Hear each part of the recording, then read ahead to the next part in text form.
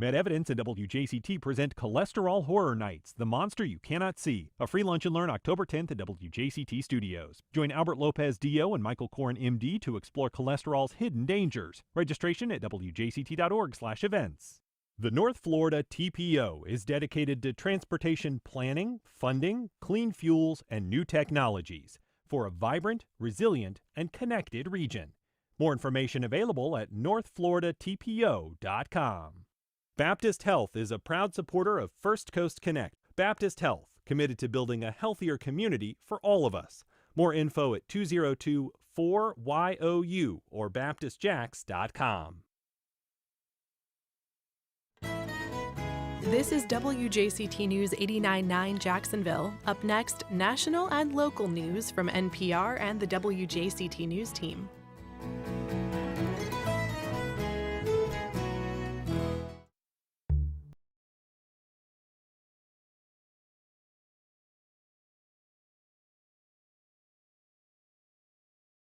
Good morning, I'm Ann Schindler. On today's First Coast Connect, a high-profile departure from the mayor's office leaves a top job empty and questions unanswered. We talk about that as well as gentrification risks along the Emerald Trail and a free-flowing McCoy's Creek in our monthly Ask the Mayor segment.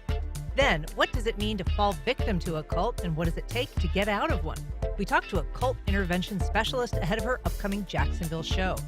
And a Florida-friendly landscaper helps property owners think global and plant local. We preview Wacapalacca's Fall Makers Market. You can join the conversation on air by calling 904-549-2937 or emailing firstcoastconnect@wjct.org. It's all ahead this hour after today's news.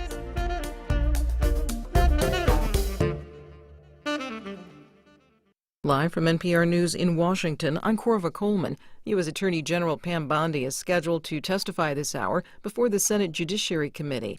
Nearly 300 former Justice Department employees have released a letter.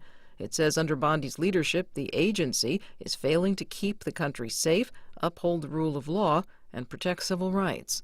The state of Illinois and the city of Chicago have sued the Trump administration.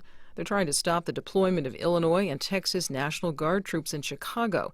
NPR's Tom Bowman says the troops are not yet deployed on Chicago streets. I'm told by a U.S. official not authorized to speak that those Illinois Guard troops are now gathering at a central location, but they'll still need medical screening, personnel checks, training on crowd control before they head out. So it could be later this week or next before they hit the streets in Chicago. Now, as far as the Texas troops, no word on that from officials I'm talking with about when or if they'll be on the streets. NPR's Tom Bowman reporting. Canadian Prime Minister Mark Carney will meet President Trump at the White House this morning. Dan Karpinchuk reports from Toronto. Canadians want Carney to seek relief for high U.S. tariffs on Canadian products. Carney is under pressure at home to negotiate some kind of a win on tariffs. Canadian officials have been focusing recently on negotiating relief from punishing sectoral tariffs, especially on Canadian steel, aluminum, copper, autos, and more recently, softwood lumber. Carney still maintains that Canada has one of the best trade deals with Washington because of the U.S.-Mexico-Canada agreement. It's Carney's second trip to Washington since he was elected in April, and while the two leaders talk regularly, former White House trade advisor Kellyanne Shaw says these talks are still likely to be challenging. She says before there are tariff reductions, a much broader deal will have to be struck on trade issues and national security. For NPR News, I'm Dan Karpinchuk in Toronto. President Trump has ordered the approval of a road in Arctic Alaska. This is a roadless part of that state. Alaska Public Media's Liz Ruskin reports the road would allow new mining of copper, cobalt, and other important minerals. The Ambler Road is intended to spark a new mining industry in northwest Alaska. Interior Secretary Doug Burgum says developing the Ambler Mining District will help America win the AI race with China. But the road is controversial among locals who live off the land. Rico DeWild of Huslia, Alaska, says a road would endanger fish spawning grounds and caribou migrations. And also it brings in a lot of outsiders. We don't need more outside hunters. The Trump administration also announced the government will invest more than $35 million in a Canadian company seeking to develop the Ambler Mining District. For NPR News, I'm Liz Ruskin. On Wall Street, in pre-market trading, Dow futures are higher. It's NPR. Good morning. You're listening to WJCT News 89.9 in Jacksonville. I'm Stephen Ponson. It is now 9:04. The former Burger King on State Street in downtown Jacksonville is getting new life as a medical cannabis dispensary. Miami-based Good Essence is new to the Florida medical cannabis market and plans to open its Northeast Florida flagship store at the site later this year. Demolition on the interior of the building has begun, according to news partners at the Jacksonville Daily Record. The company is still awaiting approval from the State Office of Medical Marijuana Use to start selling. The company is looking to add additional locations in Northeast Florida as well. A rainbow-colored crosswalk celebrating the contributions of Miami Beach's LGBTQ community has been removed from the city's iconic Ocean Drive. The city sued to stop the statewide ban on street art, but lost its appeal. State workers began ripping out the colorful pavers Sunday afternoon, and the intersection was covered in asphalt by Monday. Miami Beach Commissioner Alex Fernandez says the city collected all of the paving stones so that they can be repurposed in the future. He says the pavers represent decades of once marginalized people who endured housing discrimination, expulsion from the military, the stigma of HIV and AIDS, and the fight for marriage equality. It'll be a mild day here in Northeast Florida with highs in the upper 80s inland, mid-80s closer to the coast. Drier air moves into our area as well, dropping our rain chances. We do have the chance for a few isolated showers during the morning hours. Lows overnight will get down into the upper 60s to lower 70s. NPR comes from NPR stations. Other contributors include the estate of Joan B. Kroc, whose bequest serves as an enduring investment in the future of public radio and seeks to help NPR produce programming that meets the highest standards of public service in journalism and cultural expression.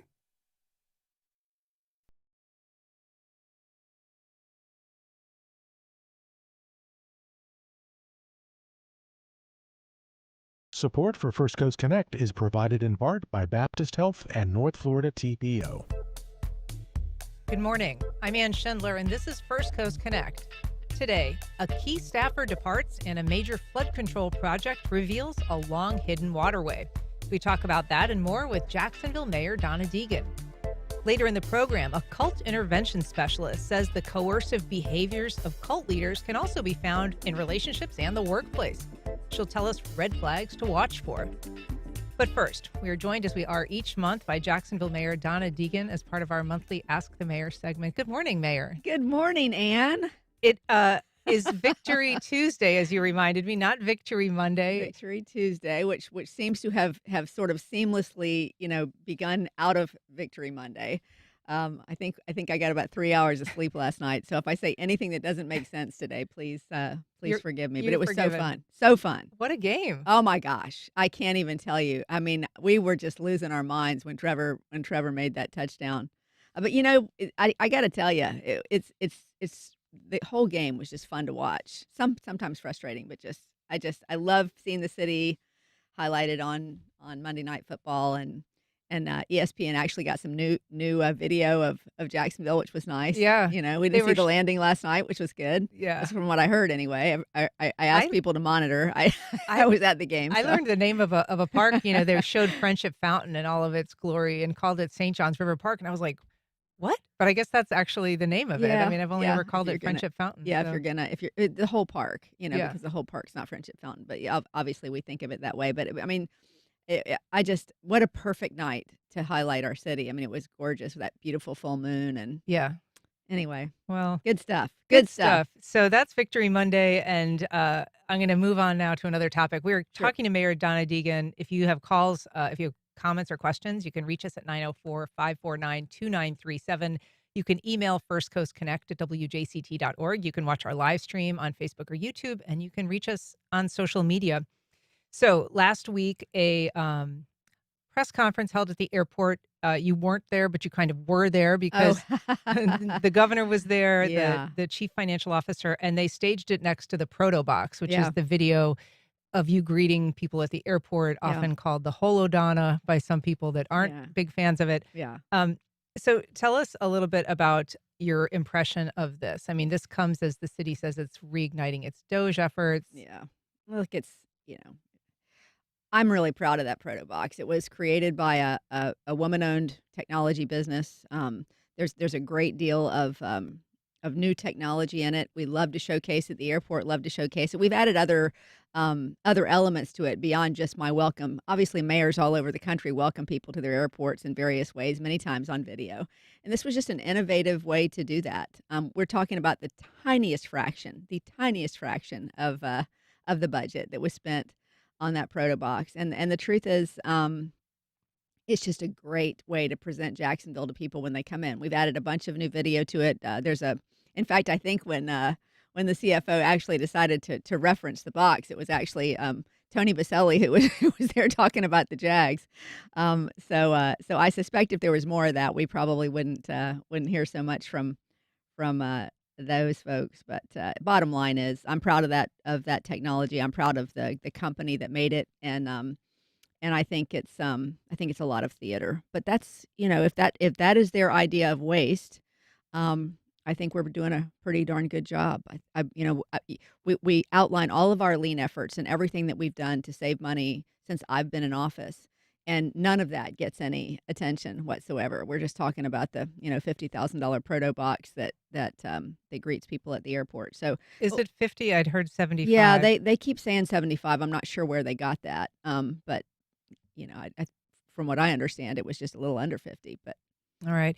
And so I mentioned Doge, the city's version of that, which was spearheaded by former council president Ron Salem, Yep. says that they're restarting their effort today with a presentation from the Bailey Group at 11 o'clock. It's going to discuss what they call a growing deficit in the health insurance fund. What are you expecting from that today? Well, look, we've spent a lot of time looking at the health insurance fund and possible solutions for that. We are in a deficit on the health insurance fund, but we felt with the fact that we were able to really only give our employees 3% raises. I guess the union employees got 4% raises. We just didn't feel good about increasing the amount of money we were taking out of their paychecks for health insurance this year. But it is something we've looked at from every angle. So I'm going to be very interested to see what possible new things that they think they've come up with. I just don't know. I don't know what that could be, but always looking for good solutions if they think they've got something. Is the involvement of the Bailey Group new, or is that a group that you work with at the city? I know that we have worked with groups that have analyzed this before, but I can't honestly tell you. I know for sure it's the Bailey Group. What is the impact of not having that fully funded? I mean, what is a deficit in that Well, mean? it ends up having to come out of the general fund to cover the costs. It's just like anything else, that eventually we're going to have to right size those costs, because if you think of it in terms of any city service, if you're providing a service that you're not fully paying for, it's got to come out of the general fund. So that's what's happening right now. All right. I want to ask you about the departure of Karen Bowling, your chief administrative officer. This was sudden last week, it seemed. From what I can tell, and this is mostly just from what I've read from my colleagues at the various news outlets, but she resigned by text, reportedly shortly after a meeting with you. What was that meeting about? Well, look, I'm not going to go into a lot of employee details. What I will tell you is that I'm very grateful to Karen for the years that she spent with us. She helped us build the plane. I think, there's a season for everything. And I think that it was just time to move in another direction. And I think that was something that she felt okay about too. Yeah. And so my understanding when I first read it was like, well, she's leaving, but she's, not, her last day isn't until October 24th. But then I read further and saw, well, she's taking leave until then. She actually left the day that she sent that text. That was it, her last day in City Hall. That seems like a difficult circumstance, certainly not ideal. Well, Karen and I have never had a crossword between us. So it may look like that, but I will just say that I think we both left on very, very good terms. And that's about all I'm going to say about it. She is going to be covered, I guess, for the next little bit by her deputy CAO, Kelly O'Leary. Mm-hmm. But that's a job that you have to fill, I guess, under the charter. You have a certain amount of time. I believe we have 60 days to do that.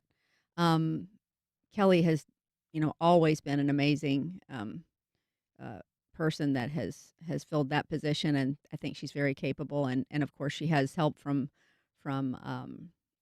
Mike Weinstein, who's our chief of staff, who's been around City Hall politics for a long time, and And we've got some incredibly strong department heads in our city. So I think if you look down the line of all the people that are leading our divisions, they're fantastic, and it'll be fine.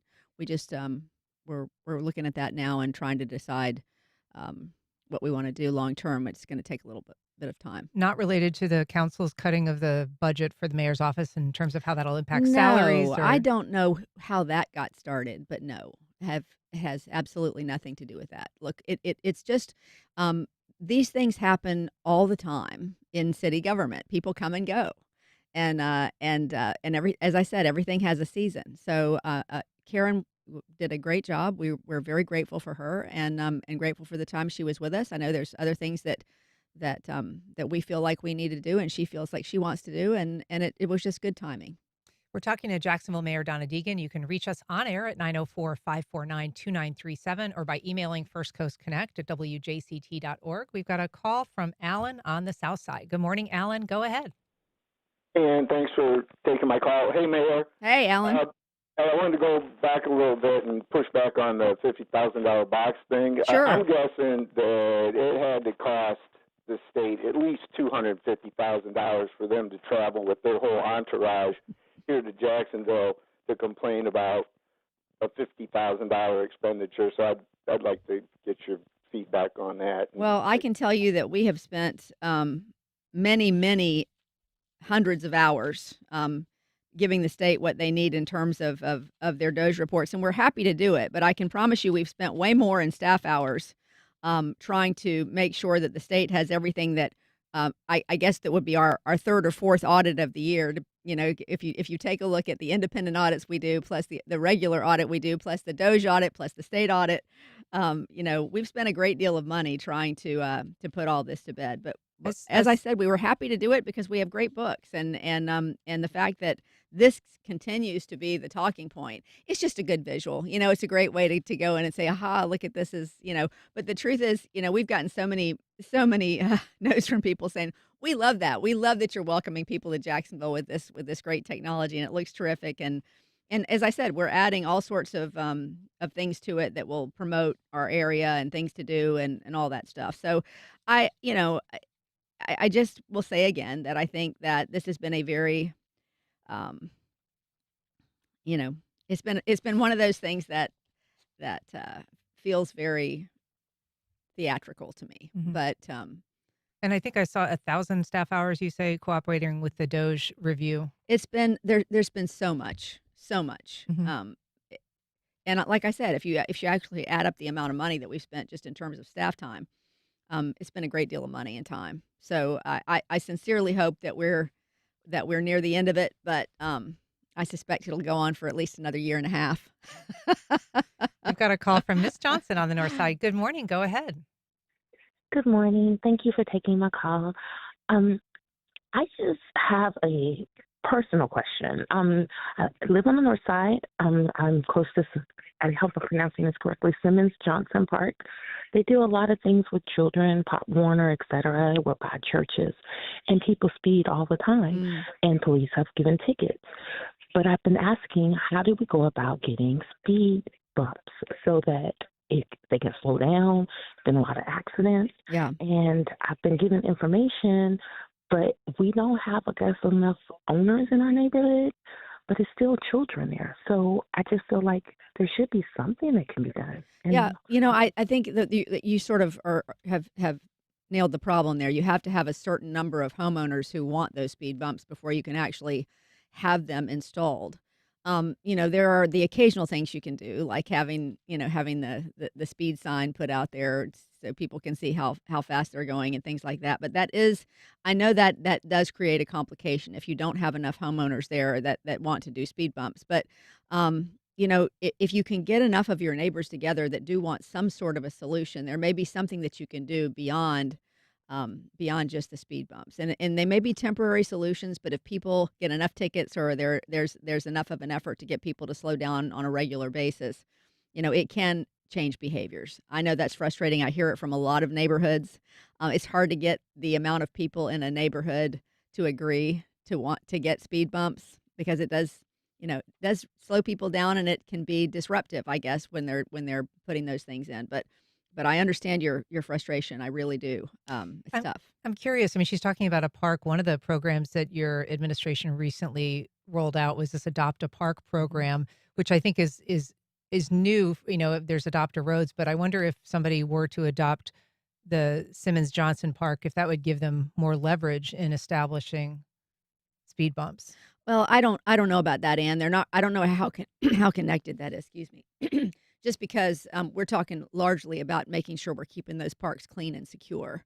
The idea is to have various groups around the city or individuals adopt parks and make sure that they're clean, and that there's, if there's anything going on in there, the police find out about it. Those sort of things, like a neighborhood watch sort of situation. But this is very specific to, because it does cost to put those speed bumps in.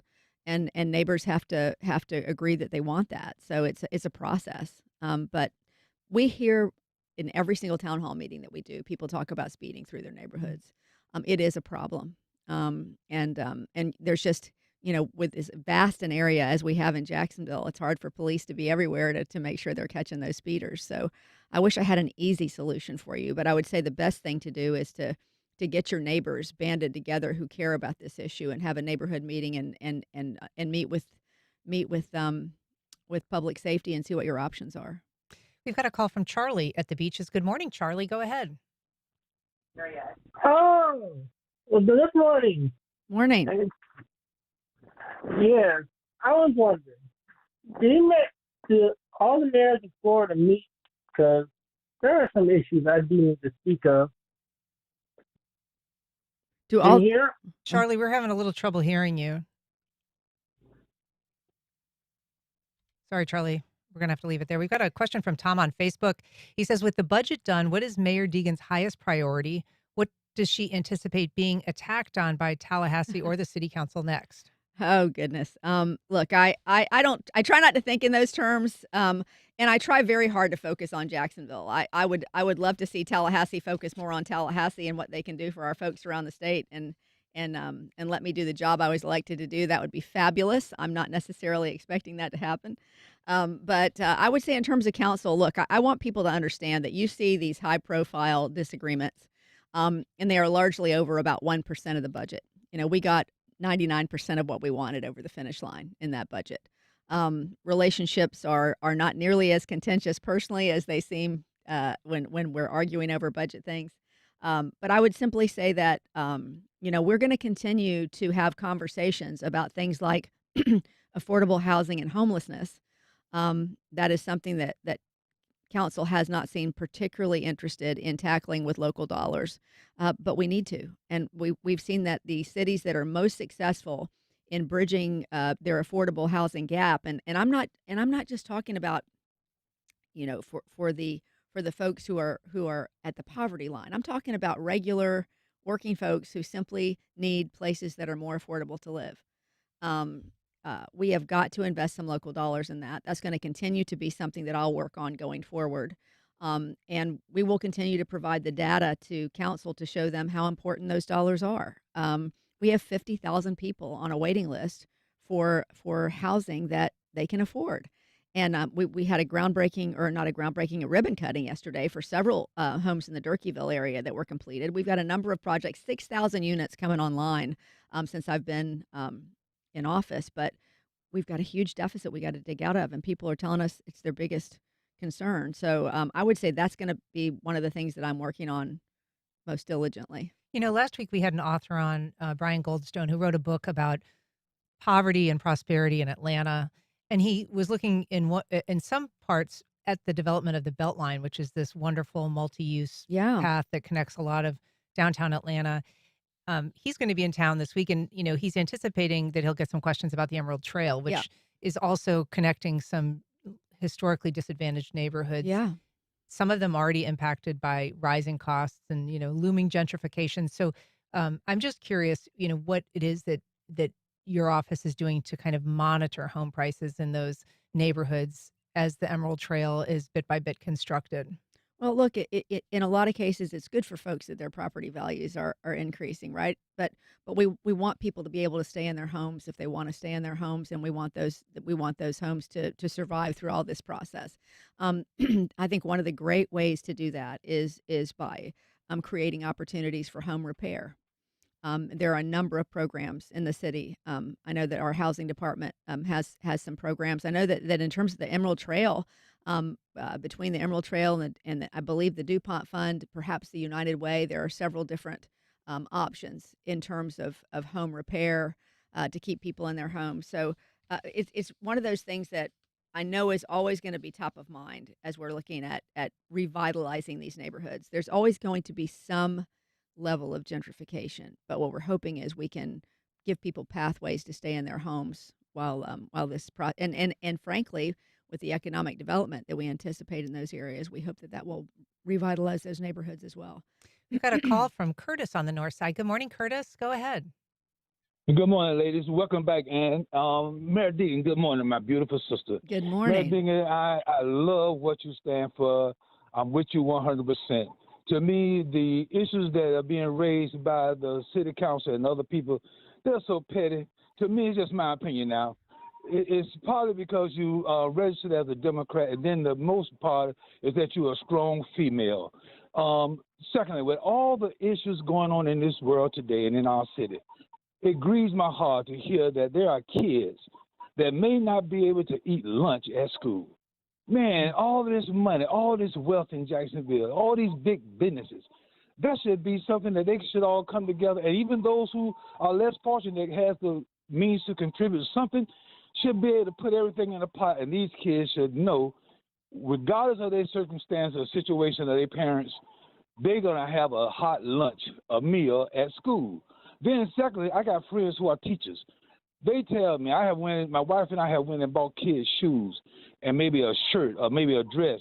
The teachers see these kids. They know their situation. They can tell by the way they come to school what their situation may be.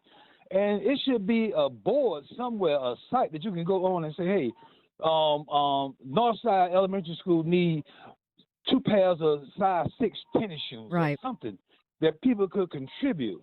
Man, it's just so disheartening to me to see the state of this country when the government is literally putting people out of work on top of what already is going on in this world today.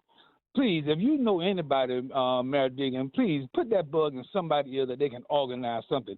And I'm going to share my same comment with the school board. Thank you so much, Mayor. Keep up the great work, and I'm with you 100%, my sister. Well, thank you. Ann. Thank you so much. Thanks, I really appreciate the kind words. And he just said exactly what I was going to suggest to him, is to make sure he was talking to his school board representative. Look, we all know teachers that spend half their salary on trying to make sure they have things for their kids. It is definitely an issue, and I certainly understand his comments and am sympathetic to what he's saying. And it seems like there should be something like that out there, but I don't honestly know if there is. We've got a call from Mark on the west side. Good morning, Mark. Go ahead. Good morning. Mayor, I talked to you about this before, but I saw something that was so outrageous, I just had to see your comment on it. It seems that the Starbucks is petitioning the DIA to get $130,000 of, I don't know what, taxpayer incentives of some kind, to build a Starbucks in the Bank of America Tower or somewhere like that downtown. Yeah. And we have become such an easy touch that these companies have no shame in something so outrageous as a private business coming to the city for a Starbucks. What are they, a multi-billion-dollar company? How dare they do that? And I just hope that that would be shot down on the face of it, but I doubt it will be. But I'm just kind of curious your opinion. Thanks, Mark. Well, you'd be surprised at how many companies, when they're looking at downtown and whether they want to be there or elsewhere, Starbucks has become sort of a one of those things people look at to say, how vibrant is that area? Because Starbucks won't come in unless they see it's going to be supported. Generally, that's generally the rule. So I understand the desire to have Starbucks downtown. I don't know where DIA is on that in terms of that $135,000. Given what is provided for a lot of companies that want to come downtown, it doesn't seem like an enormous amount of money to me. But I understand the frustration. It is a rich company, but it also is a company that could, I believe, help us to grow our downtown. Got a call from Mark on the south side. Good morning, Mark. Go ahead. Hey, good morning. I had a question about affordable housing. Years ago, and I don't remember all the details to this, but I know years ago, a plan was put in place for homeowners to go down and buy some of the older homes in the Springfield area, and they spruced them up, and the houses look beautiful. So, is there a way to take that countywide? I grew up, went to school over in Arlington, and now there's some areas of Arlington that aren't so nice, but the houses are okay. So if somebody wanted to come in and maybe spruce up their house, is there any type of program that would encourage that through tax credits or reduce property taxes, something like that, just to help bring back some new growth similar to Springfield, but have it be around the other areas of Jacksonville? Well, I think what you see in Springfield and maybe in some other areas is you're looking at areas that have a great historical significance to the city. So a lot of times those grants come because of historic preservation, and there are organizations that have wrapped themselves around that process as well, not just public funds, but private organizations too that help with that. So I think that's partially why you see those revitalization projects happening in those areas, because they are historic areas of Jacksonville. I'm certainly not opposed to having other organizations in other areas of town that have been disinvested to see that sort of thing happen. But I think that's largely why you're seeing that activity in our more historic neighborhoods. I want to ask you about a topic that our colleague David Bauerlein reported on recently, which is the Navy transit system that runs basically along Bay Street, kind of right outside our door here, on a 3.5-mile loop. This is something that is, eventually the Jacksonville Transportation Authority wants it to kind of overtake the old Skyway. It's designed to be driverless, but as David reported, it's often riderless. And this is a project that is, already spent millions of dollars in, gas tax money, but is projected to spend hundreds of millions of dollars more. I'm just curious, what concerns you have at the outset when we're starting to see some of the projections that the Jacksonville Transportation Authority made about what kind of ridership it expected. What David is reporting on is just a fraction of that, a tiny fraction of what they said they were going to be seeing. That's its own independent authority, but I'm just, what is your involvement, your interest in that? It just feels so new to me. And there are other communities now like Atlanta that are copying exactly what we're doing. I think that this is going to be the transportation mode of the future. I think that anytime, especially in Jacksonville, where you're talking about a community that likes to get in their cars and drive places, I think adoptability, it may take a while.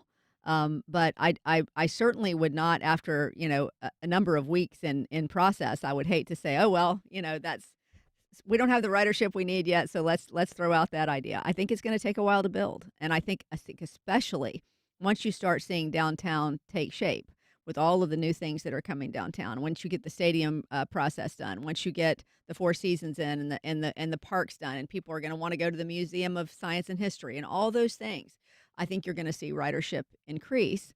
If for no other reason, then it's going to be far more convenient than to try to drive downtown and find a place to park. So I think people will start to use that more. But it's so new, Ann. I mean, how many weeks or months has it been in process? I'm just at this point. I don't think we can pass judgment on how successful it has been so far. I know they were JTA was at the game last night with the Navy and also with Hold On to try to educate the community about what's there. Part of it is people have to become aware, and then they have to be downtown. Although tellingly, an hour and a half before they shut down the Navy yesterday, they sent out an email saying we're shutting down the Navy in an hour and a half because of traffic on game day. I mean, it seems like of all places, all times that Navy would be useful, it would be on game day. Well, shuttling yeah, people. but not yet. I mean, I guess that's what I'm saying is that I really think that we are in process now of we've got all the groups that are between public safety and the city and JTA and all the groups that are going to be affected by all this stadium construction and all the construction that's down there, and what new pathways do we need to create while all this is going on to make sure that we can. Right now, it's, between now and the end of the stadium construction, there's going to be a lot of challenges.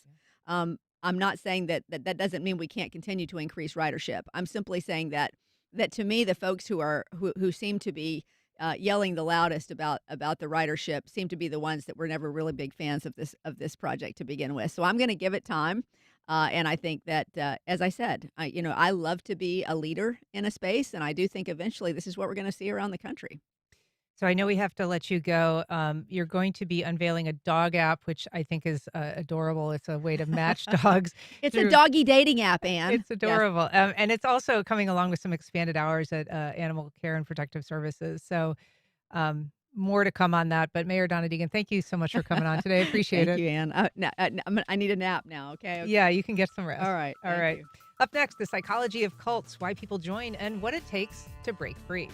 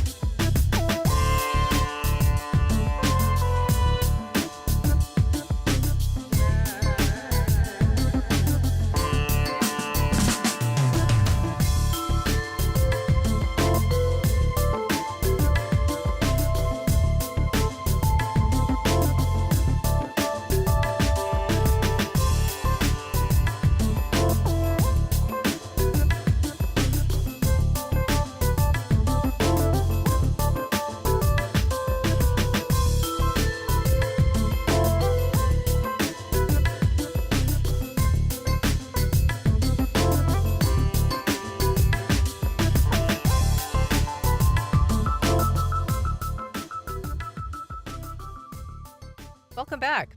Well, between miniseries podcasts and documentaries, you could say our fascination with cults borders on cultural obsession.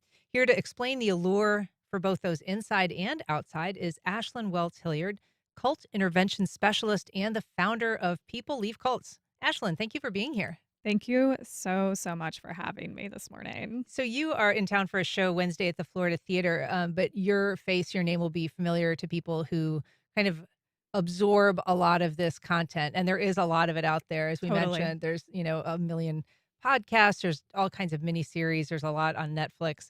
First of all, just tell us how you got involved in the first place in cult intervention. Sure. And I appreciate your question. There's very few of us out there who do sort of cult intervention work. So I first got started 7 years ago. I primarily grew up in Utah. I was in a military family, so I was raised there from like 4th grade on. And I came to college actually down here in Florida, moved back to Utah after school, and really wanted to get involved in my community with people who had been through some sort of major transition in their life, either with a faith transition or a loss of community. And I found a nonprofit that I shortly after became a case manager for. And I helped those who were exiting diverse Mormon fundamentalist polygamous groups all across the Western U.S.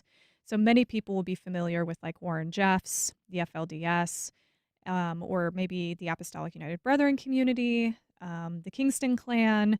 So I really worked with women, children, and even young men exiting these types of groups who had experienced a lot of abuse, or maybe women who were fleeing for safety, who are at high risk for trafficking, and just really loved being there with them on that journey of helping them towards recovery. And from there, almost 8 years later, I've worked with so many survivors from so many different types of groups all across the world. You actually earned your master's in the psychology of coercive control, which I didn't even realize was a thing, but it is a fascinating area to study. And so what did that teach you, and what has your hands-on work taught you about the psychology of coercive control? Sure. So what was really interesting about the program, and you're right in that it actually is the only program that exists that solely focuses on the psychology of coercive control. It's a program run by colleagues of mine in the UK at the University of Salford. And I had already had these sort of front lines experience of working with survivors leading up to this program. But I really wanted also an academic perspective. I wanted to be able to do my own research, which I then did and got it published on the experiences of those in cults who experience reproductive coercion specifically. And after my professional studies and also my real life encounters with survivors and other professionals in the field, what I learned the most about coercive control is that, and what I love to explain to people is when you're in the middle of it, it's so hard to recognize when it's happening. It's usually not until you sort of are in a place where you could be reflexive about your experience, or when things maybe get so bad that you sort of can come up for air and be like, oh my gosh, all these horrible things have been happening to me and that's just not okay. But when you're in it, it's so hard to see when you're in an abusive relationship or group. Doesn't it, it seems that a lot of times people are in cults where they are defending the organization and saying this is not a cult. It does seem if somebody is kind of presenting to you with a claim that something that you're in is a cult, that would sort of raise some initial red flags. What cults do really well is they redefine for people what a cult is. So they change the actual definition. You may go into a group thinking that you know a definition of what it to be, but when you see around you really good people, and there are really good people who exist in cults who maybe were, vulnerable to something and manipulated and led into a group environment. But, it's hard because when people come at you and say, hey, you're in a cult, even out of a place of concern, it usually just drives people further into the group. It shuts down that higher level thinking for them. And the term cult itself can be used as what I like to call a thought terminating cliche. It can cause defensiveness. It's a label that still has a lot of stigma. Not many people can understand. It's used as a pejorative as well. You talk about people, who are nice people in cults. And in fact, I think a lot of people join cults because they really are nice people. Yeah. A lot of the cults present as an opportunity to do your best work, to find something fulfilling and meaningful in the world and the universe. And so it seems that the people who enter, I think sometimes society views them as suckers or something for falling into it. But very often it seems like they're led by their best instincts. Yeah. I like to tell people that cults recruit the best and the brightest among us because not many people can hang with the demands that a high demand group asks of you, whether your time, your finances, the routine, the structure. They want really intelligent, creative, smart people. And I think one of the biggest sort of myths that I have to dispel is that people are stupid for getting involved in these groups. It can happen to absolutely any of us. Absolutely any of us. And so what are, if you're just existing in the world outside of a cult right now, what are the things that you would tell people to be vigilant, to watch for if they're concerned either about themselves or perhaps a child or a loved one? Yeah. I think it starts with relationships. If we're not able to have a relationship with someone who we think may be in a suspected group or relationship, then we have no idea sort of where they're at in their cult journey, their sort of timeline, I guess you can say. What do you mean not allowed to have a relationship with them? No, so when you have a relationship with someone, it gives you an insight as to where they are. So I think sometimes what happens is when someone's in a suspected cult or relationship that we think is abusive, maybe we ourselves withdraw.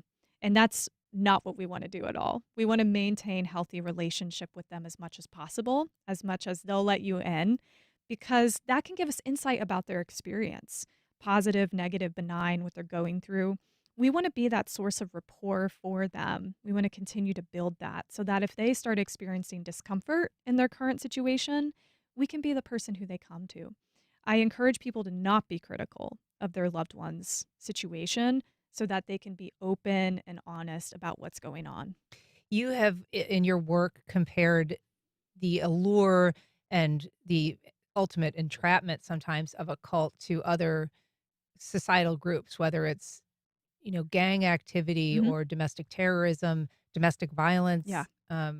In some cases, sex trafficking, kind of all using similar models. Can you explain that a little bit? Sure. So when it comes to these sort of, I like to see coercive control as almost like this umbrella. And underneath that umbrella, there's these different domains where coercive control can exist.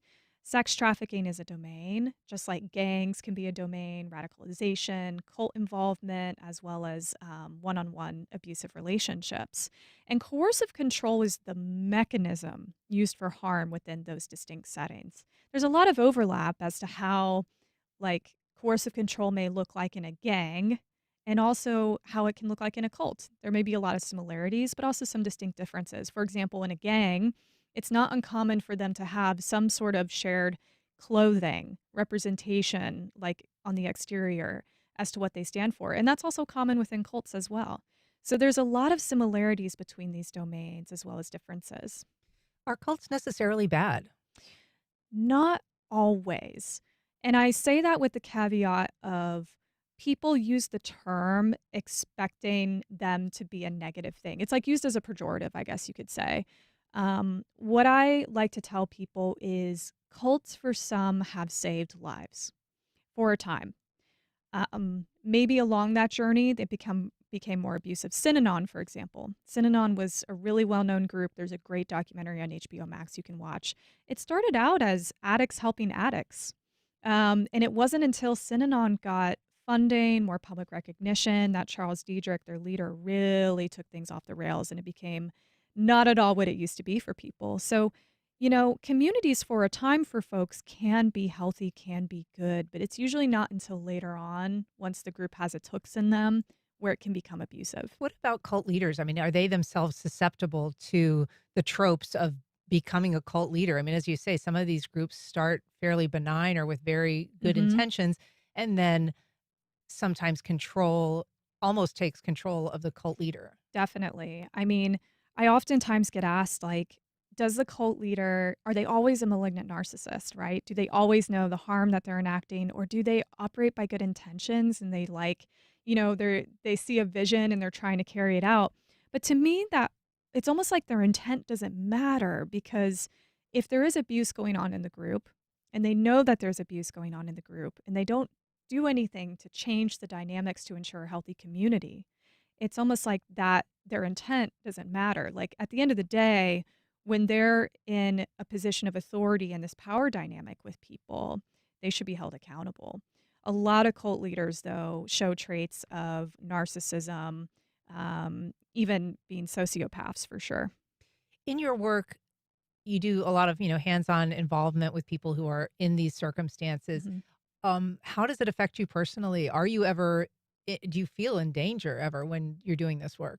I totally have. Not so much now, but when I first got started in the field as a case manager, my first year on the job was very scary. I had experiences with the Kingstons. They're a well-known group in the Salt Lake City Valley. They operate similarly to a gang and have been called sort of the mafia of the West. It's a polygamous group, but they also believe in keeping their genetic pool, quote unquote, pure. They have trafficked young women across state lines to marry first cousins. And they are usually a very dangerous group. They have firearms, sometimes military vehicles, own a lot of businesses in the Salt Lake Valley. So I had some run-ins with them, some intimidation that they would try to do that was very risky during my time there. And so what did you do? How did you react? How did you protect yourself? What lessons did you take from that? Sure. Something that it really instilled in me, especially in my early 20s when I did that work. I'm 30 now. I really just had so much awareness when I was doing that work that I would just be so careful. I'd always bring a colleague with me. And I also would involve the police when need be. I was very used to pulling tracking devices out from these women's cars because were being tracked, which was really awful. And would just make sure that they got to a safe place. Like, protecting survivors at all times was really important to me. Became very protective over them. And I think, like, it really shaped me to be the fierce advocate that I was. And sometimes the police had no idea who these people were. And so I was having to simultaneously educate them. So your event tomorrow is called The Psychology of Cults at the Florida Theater. It's at 8 o'clock, and there are tickets available at thefloridatheater.com. We've got a link on our website, but just briefly, what will people be able to see? What should they expect from the show? Sure. It's a live event. So the first hour, I will be doing a scripted presentation. And then we'll have a brief intermission where people can scan a QR code and submit their own questions. And then the last 45 minutes of the show, I get to answer audience questions for live Q&A. And I'm so excited to do that. I think, like you mentioned before, there's so much information on cults now. There's a lot of documentaries, there's a lot of programs and podcasts. I'm curious to know, like, what people still want to know, like what still isn't clear. And this tour is going to provide me with an opportunity to, like, get a temperature check into these communities. And I'm really looking forward to it. Well, Ashlen Weltz Hilliard, it's great to meet you. Thanks so Nice much to for meet coming you. on today. Thank Appreciate it. you. All right, up next, a Florida-friendly landscaper helps growers think global and plant local.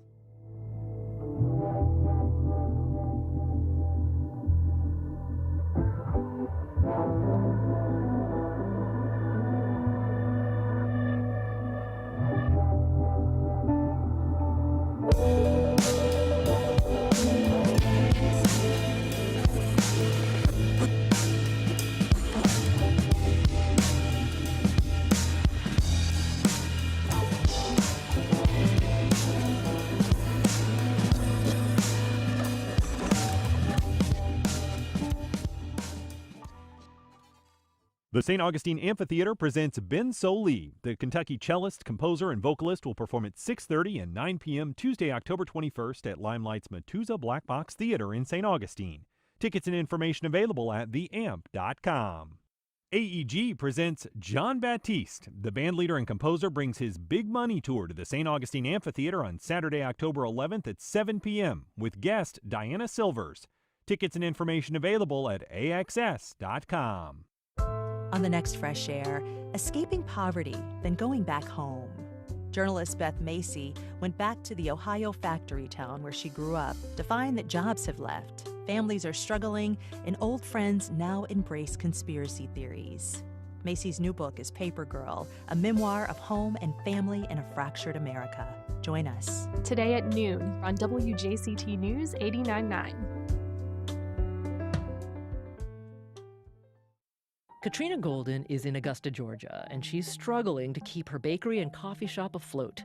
We buy plastic clamshells to house our muffins and cakes. In January, we were able to buy a case of those. They come 500 to a case for $57. Now they're $65.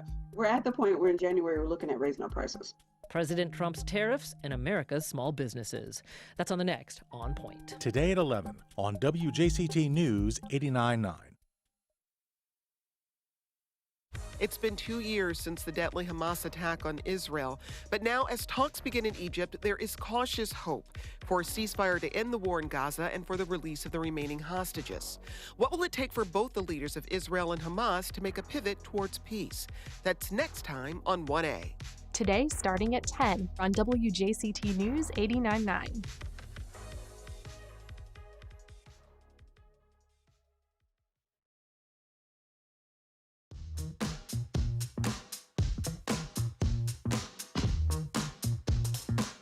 Welcome back. Well, landscape artistry meets the traditional kind this weekend when Waka Palaka Landscaping and Garden Center unveils a new mural by Jacksonville artist Sean Thurston.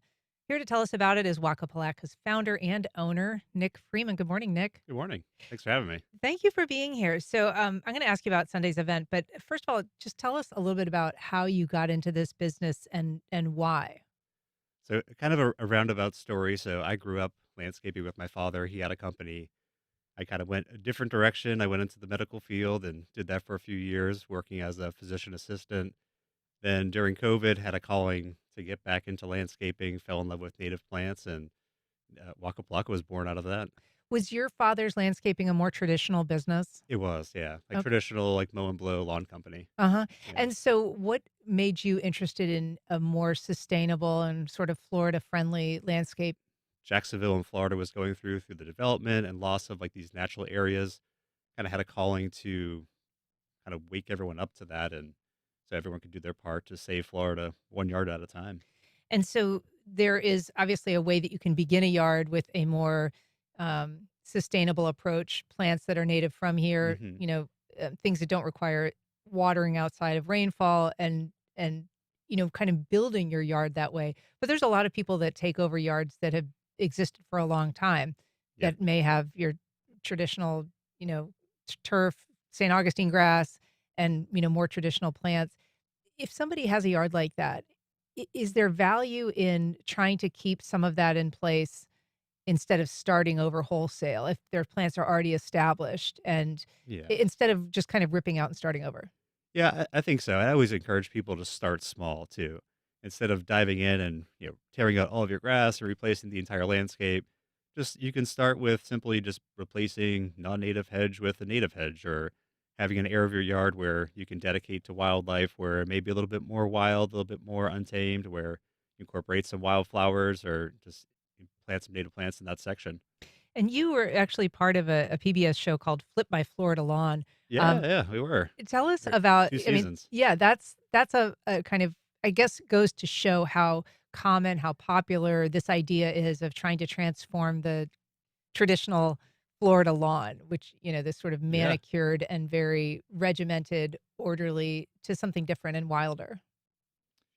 Yeah, yeah, the show was great. We did that for 2 seasons. This last season, we were actually kind of the host of the show, so guiding the homeowners to actually take the steps to do it themselves. So educating them during the process of what we were doing and how we're doing it, and getting them involved. All right. So for people who are watching our live stream, we're showing some video that was on your site about the creation of this mural by Jacksonville artist Sean Thurston. And I mean, for people who don't know the name, many people do. His work appears all around downtown. He's been featured at Mocha and Mosh and the Comer Mhm. and Art Basel. So he's a known commodity. How did you get him involved in doing a mural um, for your business? So we had a little bit of an inside connection through Crystal Floyd, who's our operations manager.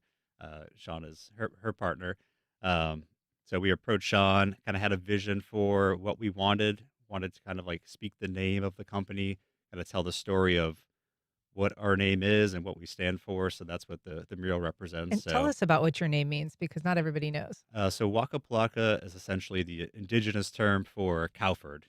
Before Jacksonville, this area was referred to as Cowford, so where the cows cross. Yeah. Where they cross the river Yep. in sort of a narrow spot. And so you are going to be having this event on Sunday from 9 to 3. You're calling it a maker's market. Can you tell us what people might expect and why you decided to hold it in the first place?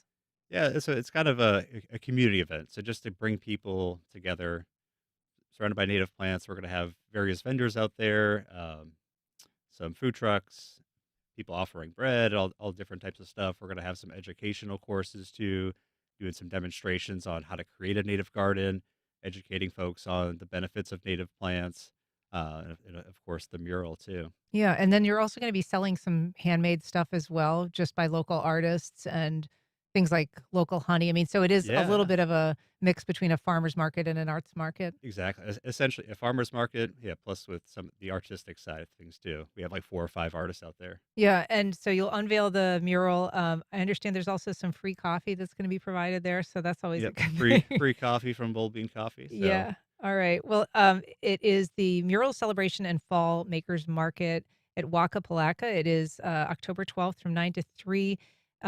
People are looking for information. Where would they go?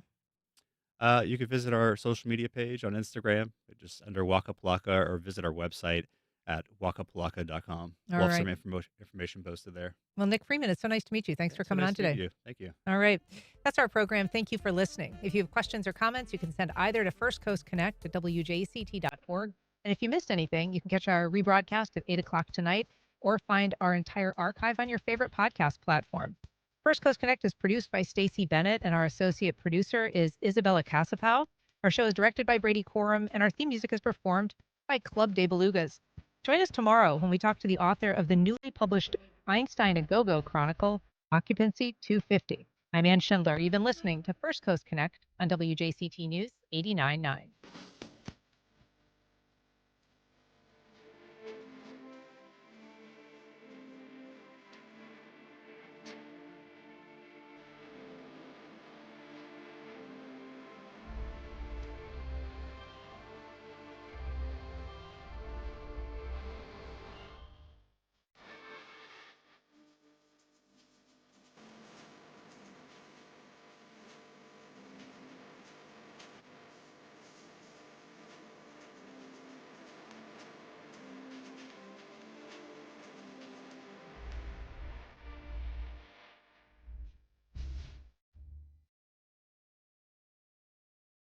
Support for First Coast Connect is provided by Baptist Health and the North Florida TPO. The North Florida TPO is committed to shaping our transportation future. We're focused on planning, funding, clean fuels, and new technologies for a vibrant, connected community. Learn more at northfloridatpo.com. Baptist Health is a proud supporter of First Coast Connect. Baptist Health, committed to building a healthier community for all of us. More info at 202-4YOU or baptistjacks.com. Listen to Anthology on 89.9 HD3 and let the music unlock your memories. All your favorite music from the 60s, 70s, and 80s are always on 89.9 HD3 Anthology.